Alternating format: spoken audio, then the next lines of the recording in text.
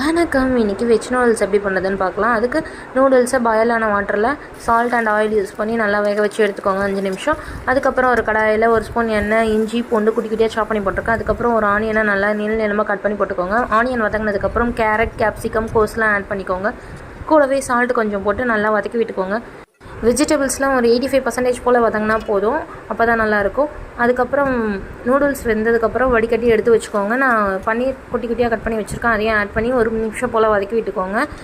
இந்த நூடுல்ஸ் கூடவே மசாலா கொடுத்துருக்காங்க, அந்த மசாலாவையும் ஆட் பண்ணிக்கிறேன். ஆட் பண்ணி நல்லா மிக்ஸ் பண்ணிக்கோங்க.